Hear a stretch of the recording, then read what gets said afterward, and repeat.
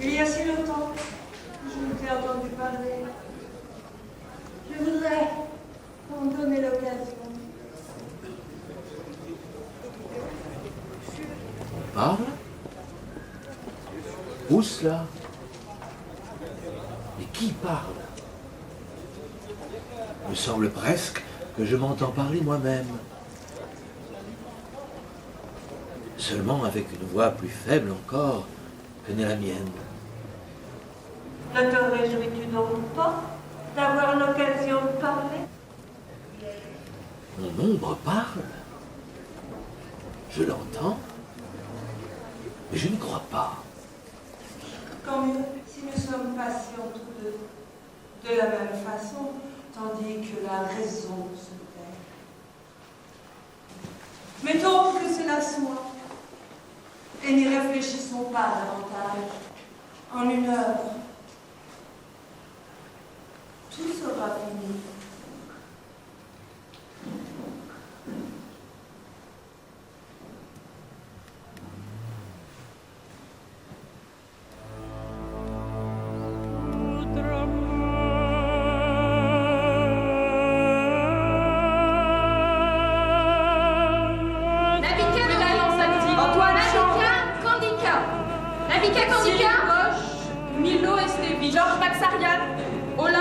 Antoinette Digdan, Jean Digdan, Jean Maxarian, Rita Digdan, Roger Digdan, Gilles, Evelyne Watts, Yann Nana, Claude Nana, Naïla Nana, Nadji, Takeshi Kozumi Takeshi.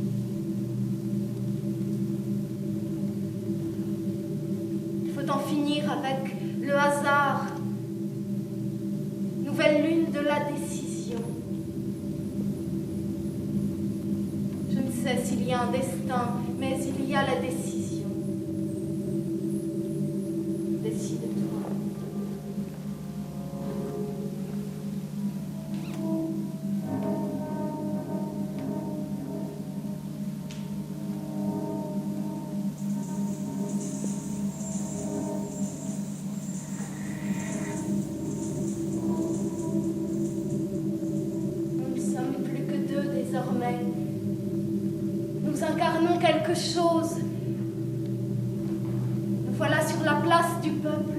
Et toute la place est pleine de gens qui rêvent la même chose que nous. Je suis prête. C'est à ton tour maintenant. Tu as le jeu en main maintenant. Jamais.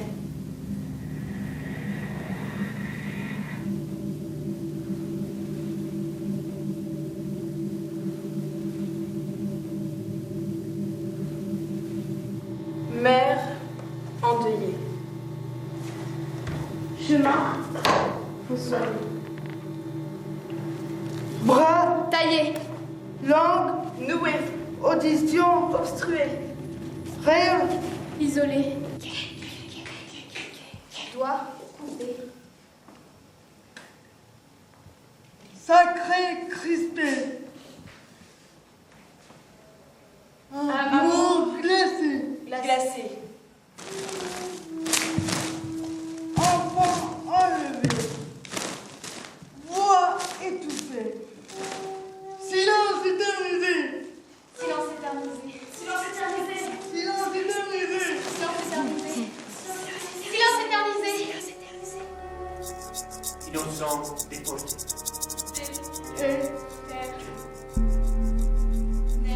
exil, des éternels exilés.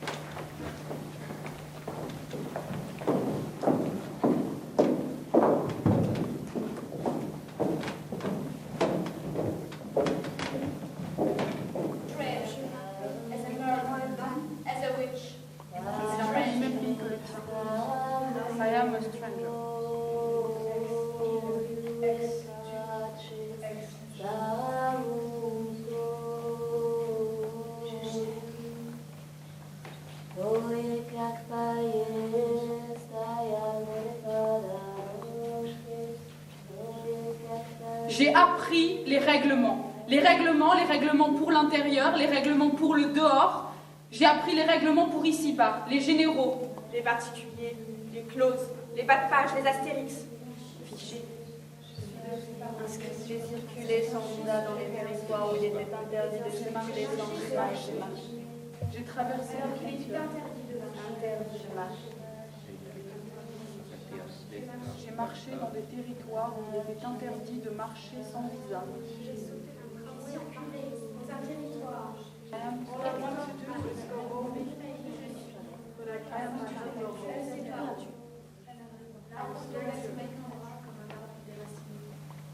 Et l'ombre te suivra comme une ombre. J'ai marché sans savoir que je suis une étrangère.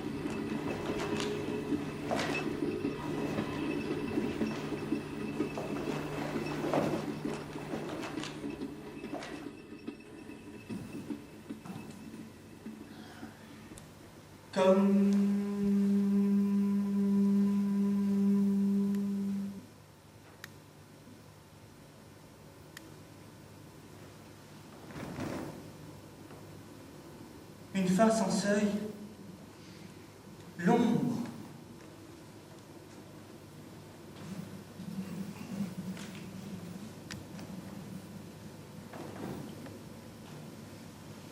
Protège le vol.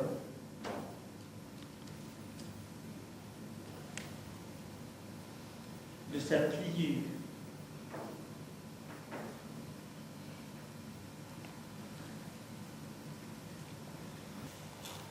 D'elle. Le silence des terres.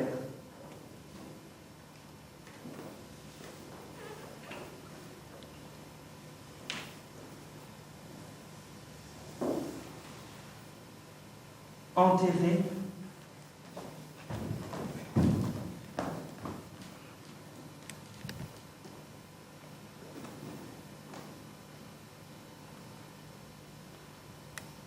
Au dos.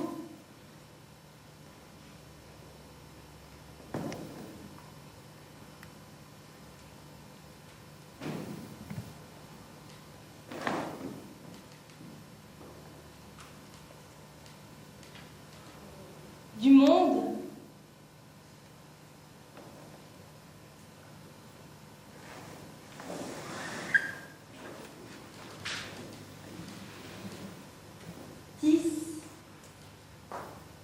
L'alphabet errant.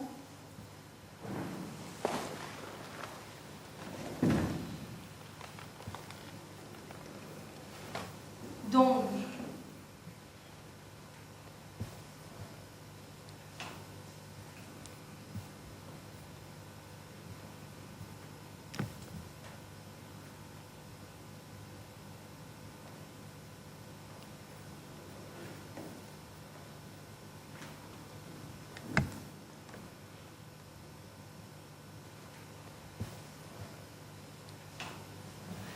Je remarque d'abord combien je suis discourtois à ton égard, ma chère ombre. Je ne t'ai pas encore dit d'un mot combien je me réjouis de t'entendre. Et non seulement de te voir. Tu sauras que j'aime l'ombre comme j'aime la lumière. Pour qu'il y ait beauté de visage, clarté de la parole, bonté et fermeté du caractère. L'ombre est nécessaire autant que la lumière. Ce ne sont pas les adversaires. Non. Elles se tiennent plutôt amicalement par la main, et quand la lumière disparaît, c'est comme ça suit.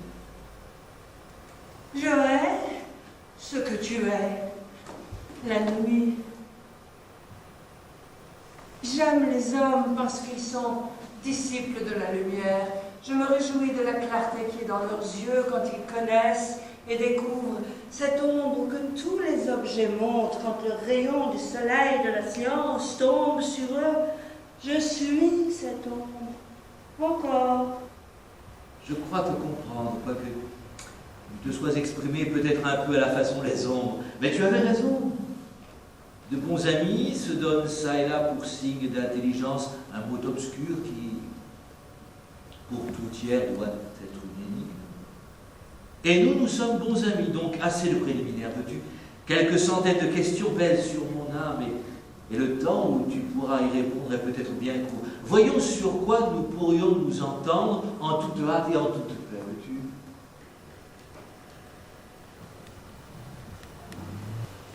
de nos têtes en un théâtre de tigre de toile.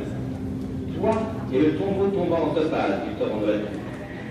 Un saint en transe transfère nos traumatismes travestis en trésor dans ce triangle du troisième œil, où trône ce trou truand en tuiles tunnel, où les uniformes urinent. Can you see it? Elisa n'est pas là? So hurry and fight. You want to live? You want to survive? Just fight. Do not complain. Just fight.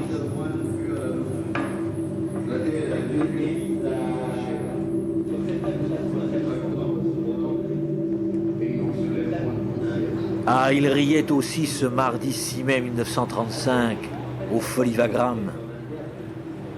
Il faut comprendre que chaque époque mérite son expression, et que si elle n'est pas capable de la gagner, elle doit disparaître. Car dans une société bien constituée, régulièrement conçue, établie sur des bases humaines, nul ne devrait pouvoir profiter d'un luxe, tant que quelque part un homme est encore susceptible de mourir de faim. Pourquoi chaque homme ne serait-il pas tenu de déclarer comment il vit et s'il n'a pas moyen d'existence, de l'avouer sans honte? Car si l'argent est devenu ce qu'il est aujourd'hui, une sorte de force majeure, et pourrait-on dire une pierre de touche de la vie, c'est un fait et non une loi d'évidence. Et ce n'est pas parce que les choses sont ainsi qu'on doit les accepter telles quelles. Il y a beaucoup de raisons et de très hautes pour entamer une transformation. Et pour s'en préoccuper, nos politiciens attendent, sans doute, que ces vérités deviennent des actes, qu'elles se manifestent par des tremblements de terre, des épidémies, des famines, des guerres, c'est-à-dire par les grondements des canons. Il faut trouver une manière d'entrer dans le temps, sans se vendre aux puissances du temps, sans prostituer ses forces d'action aux mots d'ordre de propagande. Retrouvons le sens de la vie.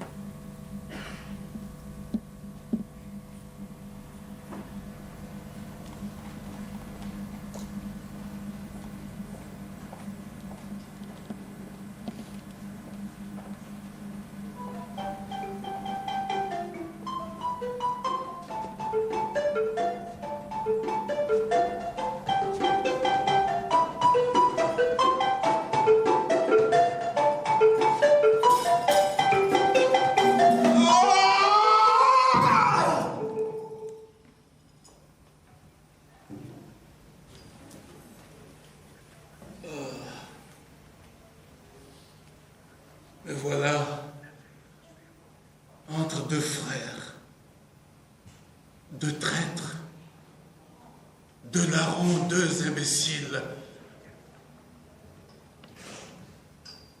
un an comme le lion d'Éthiopie, tête debout, nous voilà rendus à la terre. Or, qu'il est radieux le royaume d'enfance, et c'est la fin de ma passion. Voix blanche de notre mère, mes yeux de l'intérieur éclairent la nuit diamantine. Il n'est pas besoin du faux jour, ma poitrine est le bouclier contre quoi se brise ta foudre. Voix blanche, la faiblesse du cœur est sainte. Ah, je crois que je ne l'ai pas aimé, ma négresse blonde d'huile de palme à la taille de plume. Cuisse de loutre en surprise et de neige du Kilimandjaro, sein de rizières mûres et de collines d'acacia sous le vent d'Est. Ah, je crois que je ne l'ai pas aimé, mais cette longue marche, cette longue nuit sans sommeil, cet écartèlement sur la roue des années, géré cavale du Zambèze, courant et ruyant aux étoiles, rongé d'un mal sans nom comme d'un léopard sur le garrot, je ne l'aurais pas tué si moins aimé. Ah. Je n'ai pas haï. Ce n'est pas haïr que d'aimer son peuple. Je dis qu'il n'est pas de paix sous l'oppression, de fraternité sans égalité. J'ai voulu tous les hommes frères. Voix blanche, des courriers m'avaient dit, ils débarquent avec des règles, des équerres, des compas, des sextants, la parole nue, la bouche mince, les yeux clairs, le tonnerre sur leur navire. Oui, je devins une tête, un bras sans tremblement. Et puis, je vis dans un songe tous les pays aux quatre coins de l'horizon.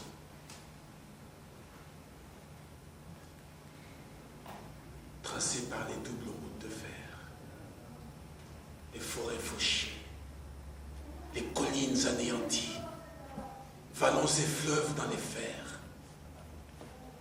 J'ai vu les peuples du Sud comme une fourmilière de silence, au travail.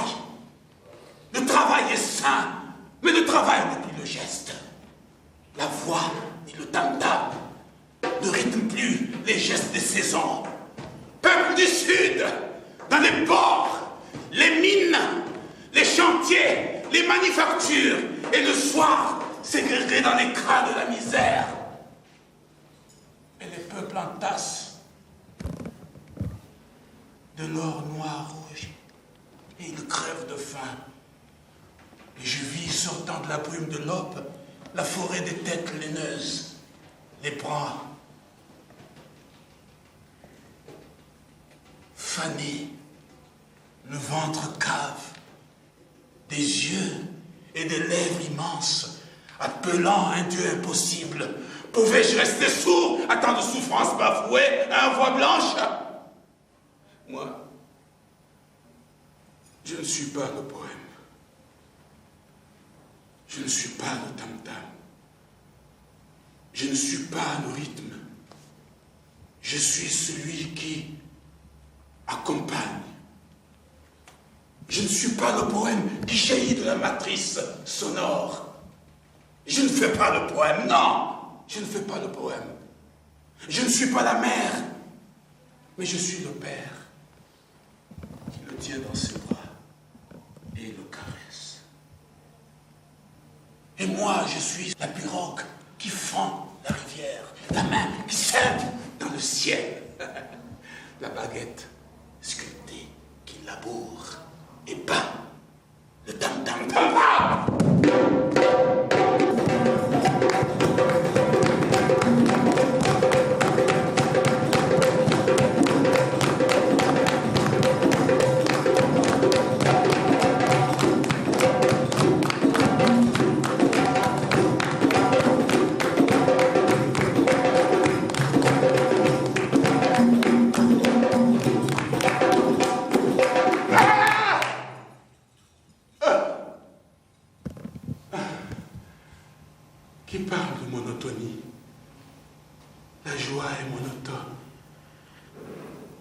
la beauté monotone, l'éternel, un ciel sans nuages, une forêt bleue sans un cri, et la voix juste et seule. Ah, je sens que je vais bientôt mourir. Que de cette nuit blonde, ô ma noire, ô ma blonde, ô ma olivée, que du tam-tam surgisse le soleil d'un monde nouveau.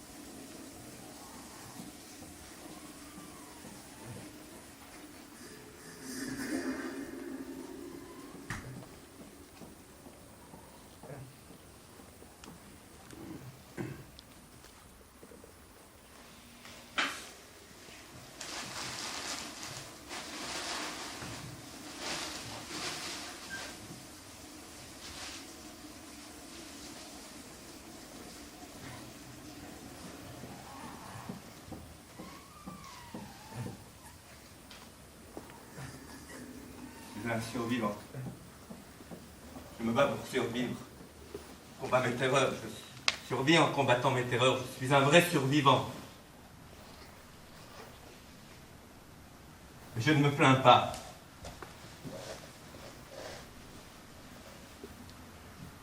Je suis un survivant. Vous me croyez? Mettez-vous à ma place. Concentrez-vous. Descendez au fond de vous. Chassez toutes les autres pensées et concentrez-vous. Vous y êtes? Vous la voyez, la terreur qui est là, tapie en vous? Vous la voyez? Toujours cette terreur qui vous guette? Encore cette terreur qui somnole en vous? Qui vous attend? Elle vous attend, cette terreur. Elle vous guette. Vous la voyez? Alors vite, battez-vous. Vous voulez vivre? Vous voulez survivre? Battez-vous. Ne vous plaignez pas, battez-vous. Il disait, on est avec plusieurs peaux. On les enlève une à une. On ne peut pas l'enlever trop tôt, c'est comme les animaux. Lesquels d'animaux? Je sais pas. Ils font quoi? Ils se raclent et la peau elle tombe. On ne sait pas pourquoi on se racle, mais quand on a la nouvelle peau, celle qui était dessous, on comprend. Mais c'est après. Après quoi? Qu'on comprend. Pourquoi un animal ça se racle? Pourquoi nous, des fois, dans la tête, sur tel problème, on se racle? C'est dans les deux sens. Les deux sens? Chaque problème a deux sens, comme monter, descendre. Celui qui monte, celui qui descend. Toi, tu serais plutôt dans les descendus. Jamais dans les pentes. Tout droit, un pied devant l'autre. Mais là où on connaît. Seulement, Il y a les accidents, tiens. Bout de vie, ça tient, puis paf. Ville où on est, puis chambre, et puis paf. Boulot qu'on trouve, ou la bonne place, puis paf. Ah, c'est la tôle l'hiver au chaud. T'es abonné, toi. Les accidents, on n'est pas abonné, jamais. On se replie. On se fait toute petite. On le sent, c'est au fond. Un coin de pièce suffit. Sentir ses jambes et son bras, c'est sa tête, que tout se touche. Et respirer même, ralentir.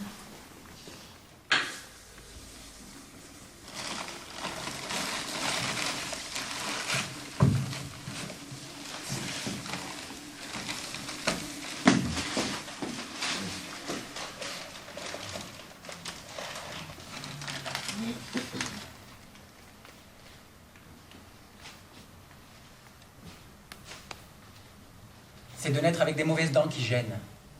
On prend le réflexe d'une main tenue devant la bouche, de regarder du coin de l'œil visage tenu vers ailleurs.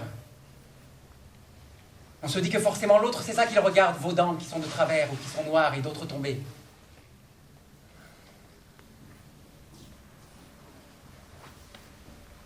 Qu'on voit loin et qu'on voit tout.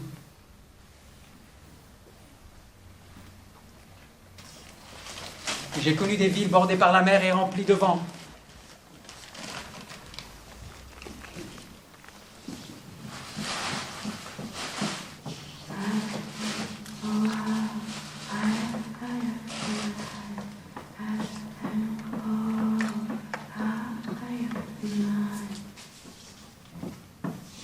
On a enlevé tout le reste. Les ciments, les rues, les murs, les portes et le sol. Plus de façade. Ni de toit. Ni plancher. Ni sans tout se tenir. Plus de goudron ni trottoir. On marcherait là au milieu des lumières. Et c'était ça mon rêve. Comme des mots dans sa bouche. On prenait ça dans ses mains. Le dans la rue, elle rit. Le dans la rue, elle rit. Elle dans la rue, elle rit. Quand elle est dans la rue, elle rit. Je ne suis plus depuis longtemps. Je ne suis rien depuis si longtemps. Je ne suis plus rien, ma tête. C'est là-bas. Cette n'est plus ma tête, n'est plus ici ma tête. C'est là-bas. Et ma jambe n'est pas ici, ma jambe non plus. Ma jambe n'est plus. Elle est là-bas, là-bas aussi, pas là. Plus loin là-bas, elle est ma jambe. Et mon ventre n'est plus rien. Il n'est plus du tout mon ventre. Il n'est pas ici non plus. Il n'est pas ici non plus. Mes mots sont ici. Mes mots, oui, sont ici. Depuis longtemps, depuis si longtemps, mes mots sont tout. Seuls mes mots sont encore.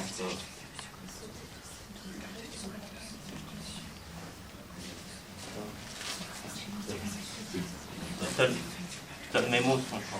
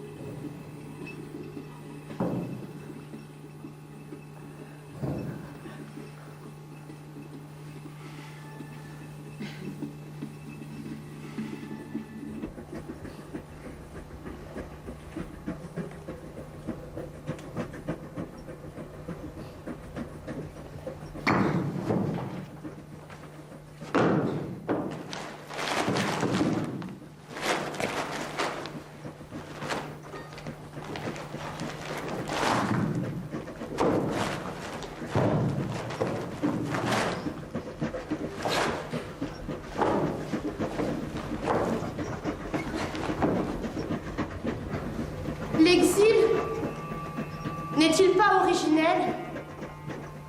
Le premier pas vers le monde?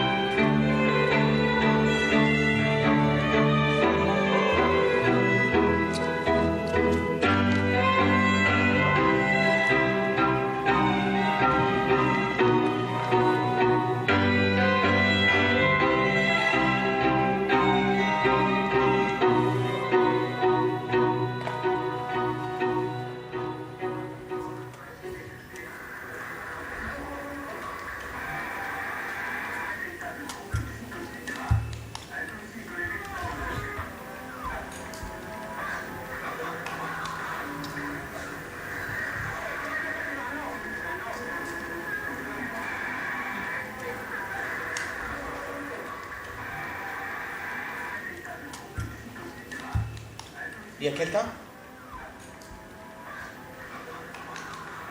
Répondez s'il y a quelqu'un. Non mais, vous avez-vous l'heure? Et puis, qui êtes-vous? Et allez, zut, les dehors!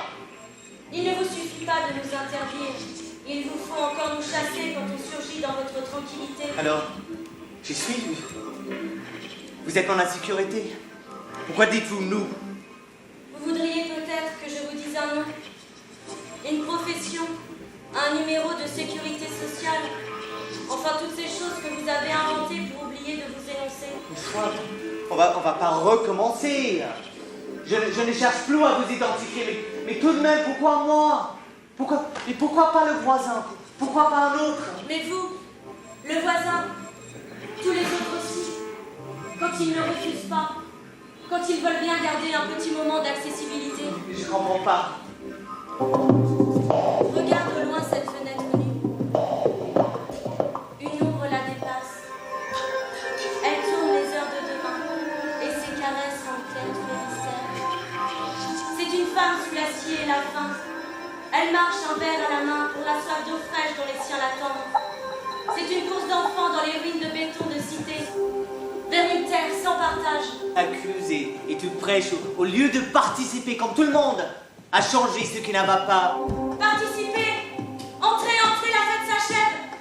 Il est l'heure de laver la nappe! Ainsi tout le monde aura participé à la fête! Dessine-moi la fête! Dessine-moi la fête!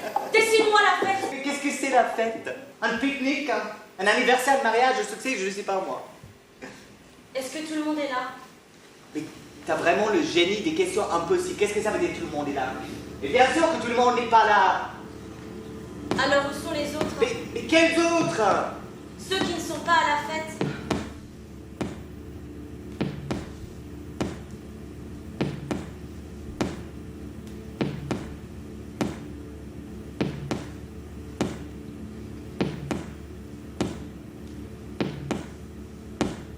Eh bien, je t'écoute. Je peux même te faire enregistrer ce bon magnétique si tu veux, pour la gloire de l'histoire, la grande histoire.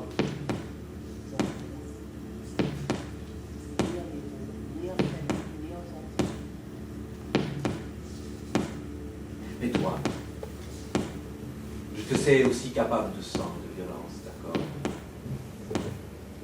Cela peut nous échapper, nous dépasser même. Cela peut nous envahir l'un et l'autre. Nous avons une conscience, nous avons des regrets, et puis, après tout, nous ne sommes pas responsables. C'est à chacun de l'être de lui-même. Ce serait déjà gigantesque. Alors je te prie, ne me joue pas à la paix aux ailes blanches. Je sais ce que cache ton langage. En fait, tu m'accuses de prendre les armes. Alors, c'est parce que d'abord tu confonds la fragilité de mes mains ouvertes avec ce que tu appelles un suicide. Oui, je prends les armes. Je prends les armes contre les interdits de vivre, tout ce qui forge et qui rend impossible la vie. Comme toi, je hais le sale, la misère m'étouffe. Mais tes lois dont tu es si sûr, elles y jettent combien de millions d'hommes? Alors, tu braques toutes les armes de mort sur nos pas, tu fais balle sur un champ, sur une étreinte. Tu immobilises dans l'émerveillement ce geste qui ne comprendra jamais sa fin. Les armes que je tiens sont celles que ta peur a laissées sur le terrain. Ne te réjouis pas de ce que ta logique prend pour un aveu. Ma guerre, elle ne ressemble pas à la tienne. Moi, ce n'est pas ta mort que je vise, c'est ta défaite, même si elle doit passer par ta mort. Tout ce que tu profères, en niant la visée de ma vie, pour me faire un visage de terreur. Mais je ne suis pas responsable, moi aussi, de ma guerre.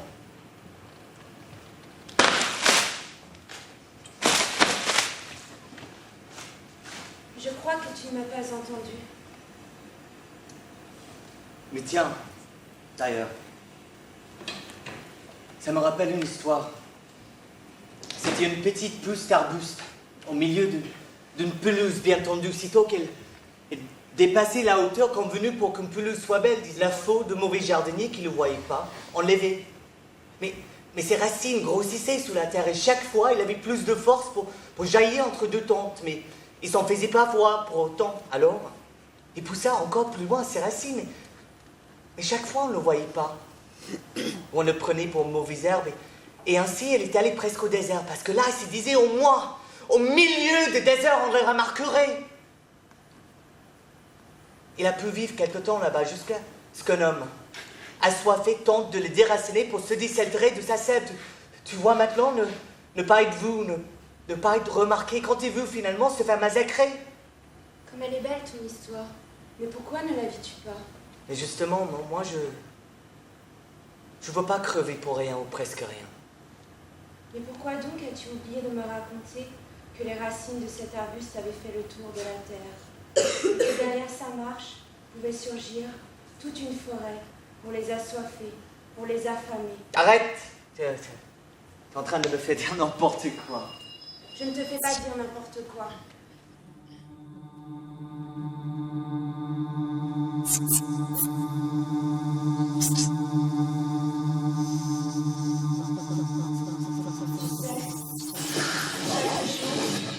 Chaque minute, chaque seconde, depuis des milliers d'années, des vagues frappent le rocher et viennent éclater sur eux. Toujours, un homme est là, assis sur le rocher. Il s'y assied pour contempler la mer, pour laver ses brisures, ses déchirures de vagues, et pour écouter les mouvements de la mer. L'homme et le rocher se rassurant endiguer la mer, l'un de la présence inébranlée de l'autre, l'autre de la mémoire de l'un. Et alors? Et alors, quand un jour la mer monte et que la vague submerge le rocher, l'homme fuit, heureux à la fois de ne pas être rocher et malheureux de ne pouvoir plus venir contempler la mer. C'est alors que l'homme voudrait avoir des ailes, soit pour accompagner la mer, soit pour être poisson, et de trouver dans son mouvement, plutôt que d'être réduit au sort, soit d'être submergé comme le rocher, soit de disparaître et de ne plus rien voir. Mais je suis navré. Je suis navré d'être qu'un homme. Et de plus, qui sait pas bien nager, je manque de souffle. Mais je ne suis pas responsable. La vie, moi aussi, je suis là dans le monde, en plein d'attente. Tu vois ça de loin, toi aussi, je sais, avec rien dans les poches. Mais moi, j'ai un tas de bordel, je retrouve même pas mes propres mains au moment de les tendre.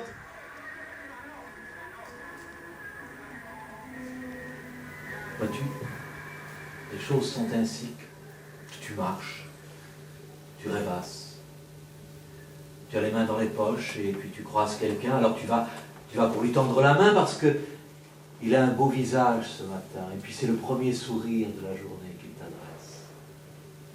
Tu vas pour lui tendre la main peut-être simplement parce que tu as envie de toucher un peu de peau. Alors tu vas pour sortir ta main et là tu sors tout. Le trousseau de clés, le mouchoir, le trousseau qui est resté agrippé au doigt, le pauvre morceau de chewing-gum, le brin de papier, le brin de tabac, et tout ça tombe sur le trottoir. Et puis, il te reste encore des trucs dans la main qui collent. Alors tu tousses pour changer de rythme. Et les gens se retournent sur le trottoir. Et ils rient. Ils rient. Et l'autre qui t'avait fait un signe, parce que cela rit, il a honte, alors il passe comme les chevaux apeurés, la tête légèrement inclinée, comme s'il ne te connaissait pas, que tu sois au sol, précaire ou pas. Et toi, tu te retrouves là, comme un pauvre. Et il rit. Vide tes poches, jette tes gants, garde tes mains. Ici, fait moins 20 degrés. Tes mains seront différentes, c'est vrai, mais moins fragiles. Mais laisse-moi, je veux plus t'entendre, je veux plus t'entendre. Mais laisse-moi, vous êtes 32 tout bien, mais reste à l'horizon de la mer monte. Mais la mer monte, te dis-je, et je n'ai pas ton nom. La mer monte, et je n'ai même pas les mots pour te dire l'essentiel. Tu m'entends? La mer monte. La mer monte, dis-tu. Ceux des miens qui pleurent à tes silences, à tes oublis. Ceux des miens que ta nuit a jetés à l'orée du jour noircis de sang.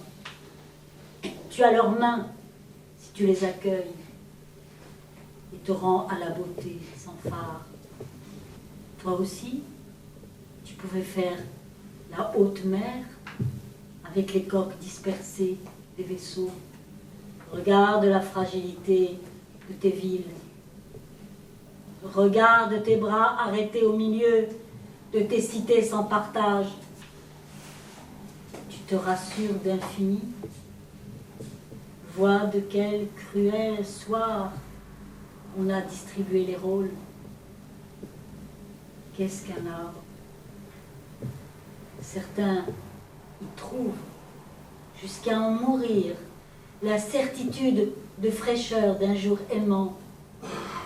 D'autres y taillent les bois de justice d'une telle ferveur. Qui jette la rayure du crime sur l'allumeur de liberté?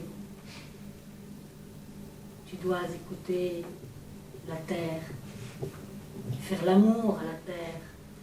C'est comme cela qu'elle parle des hommes qui avancent la fin des juges, qui avancent la fin des hommes de leur capture en terres étrangères, des hommes qui avancent les aubes,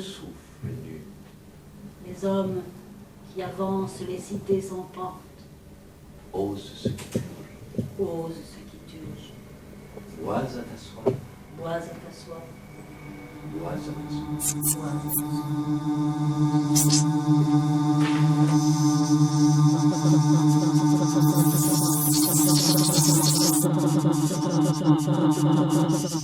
Dispersé.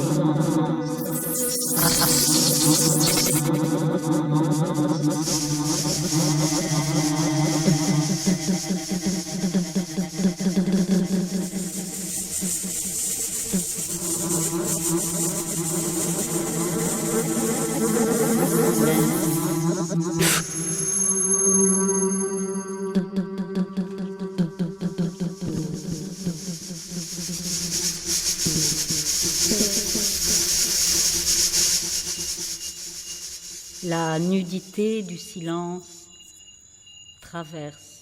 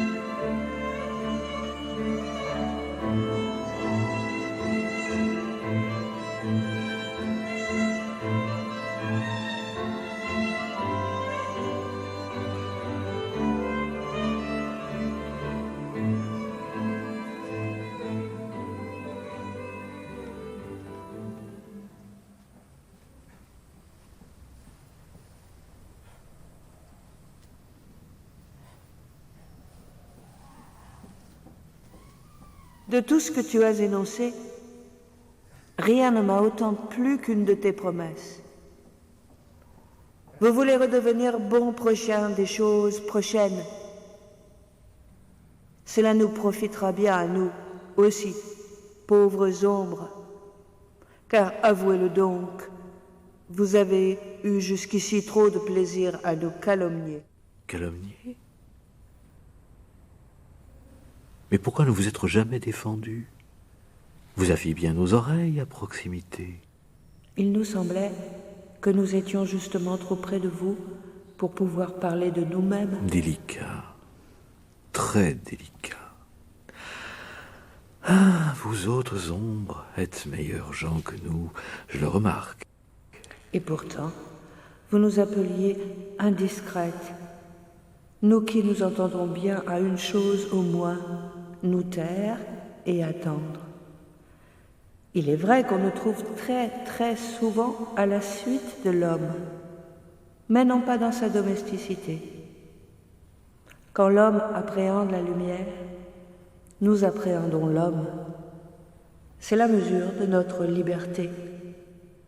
Ah, la lumière appréhende encore plus souvent l'homme, et alors, vous l'abandonnez aussi ? Je l'ai souvent abandonné à regret, pour moi qui suis jalouse de savoir. Il est bien des choses dans l'homme qui sont restées obscures parce que je ne puis être toujours à ses côtés. Au prix de la connaissance complète de l'homme, j'accepterais même d'être son esclave. Sais-tu donc, sais-je donc, si par là à ton insu, d'esclave, tu ne deviendrais pas maîtresse, ou bien resterais-tu esclave, mais ayant le mépris de ton maître, mènerais-tu une vie d'humiliation, de dégoût? Contentons-nous l'un et l'autre de la liberté telle qu'elle t'est restée à toi et à moi. Car l'aspect d'un être sans liberté empoisonnerait mes plus grandes joies. La meilleure chose me répugnerait si quelqu'un devait la partager avec moi. Je ne veux pas savoir d'esclaves autour de moi. C'est pourquoi je ne puis souffrir le chien, les cornifleurs fainéants qui frétillent de la queue qu'il est devenu cynique qu'en qualité de valet de l'homme, et qu'ils ont coutume de vanter, disant qu'il est fidèle à son maître et le suit comme son ombre. C'est ainsi qu'ils disent. Peut-être t'ai-je aujourd'hui suivi trop longtemps. C'était le jour le plus long. Mais nous voici au bout. Et un petit moment de patience encore. Ce gazon est humide, j'ai le frisson. Oh, est-il déjà temps de nous séparer? Et ne pourrais-je pas en toute hâte faire quelque chose qui te fit plaisir? N'as-tu point de souhait à former? Pas d'autre que le souhait que formait le chien, philosophe, devant le grand Alexandre. Ôte-toi un peu de mon soleil, je commence à avoir trop froid. Que dois-je faire? Marche sous ces pins et regarde autour de toi vers les montagnes. Le soleil se couche.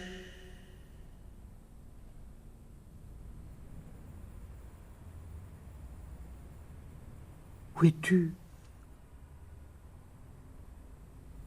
Mais où es-tu?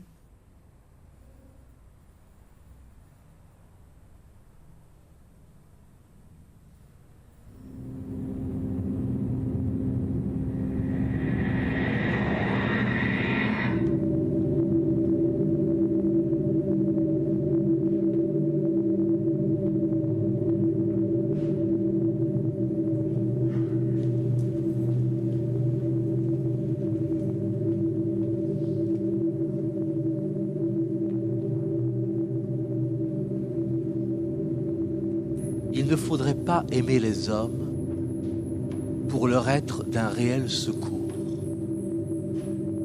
Il faudrait seulement désirer rendre meilleure telle expression de leur regard lorsqu'ils se posent sur plus appauvris qu'eux. Prolonger d'une seconde telle minute agréable de leur vie.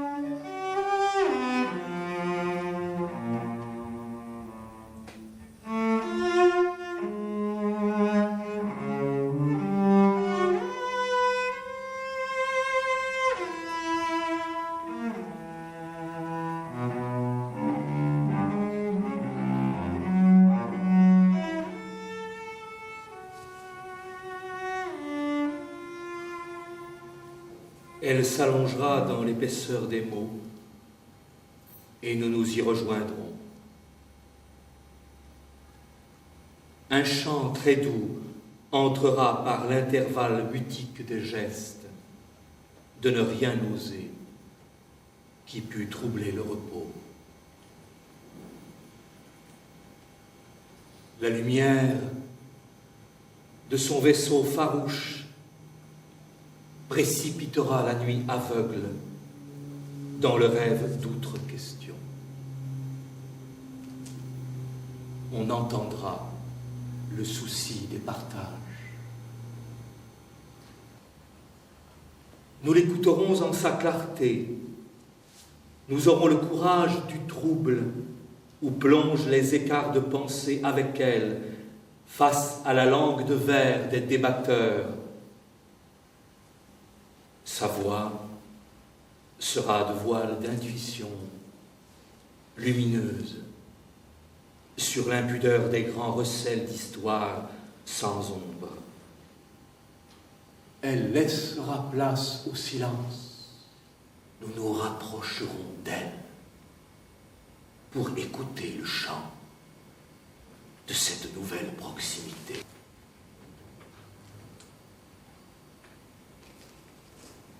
Elle demeurera impassible au bord du vide. Elle y témoignera de la nuit pressante, de la pensée face aux circonstances qui la brutalisent. Elle apparaîtra dans toute son ampleur, telle qu'elle s'est enivrée, respirée le large irrésolu par toutes les questions qui s'inquiètent en elle.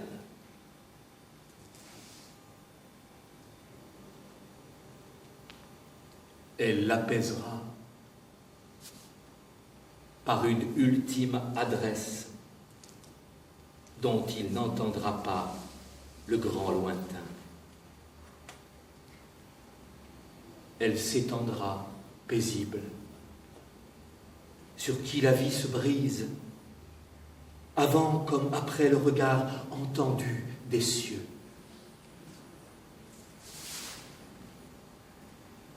Nous nous recueillerons autour du champ immensité. Dans l'époque tumultueuse, son clair dessein lèvera vaisseau de fleurs sur le monde. La paix viendra, soulevant la vie adulte, au-dessus de lointains indifférents, meurtriers aux heures implacables de la résignation.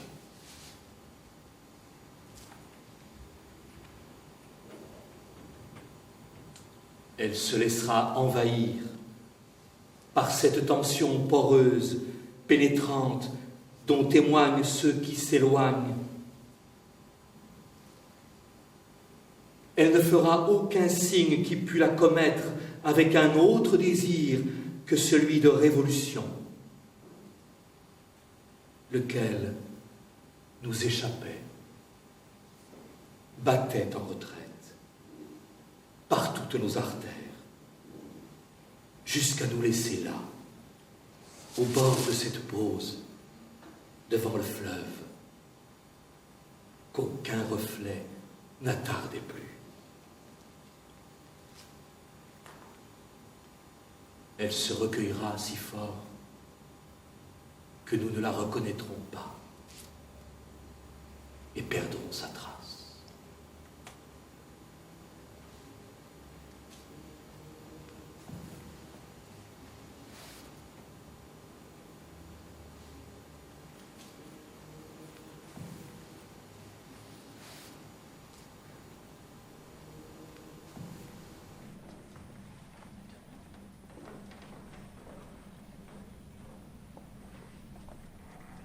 Il n'y a pas de poésie d'exil, parce que la poésie est exil.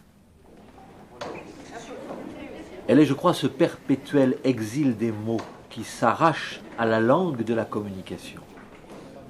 Ces mots qui s'arrachent à la langue de l'information pour former une terre d'asile,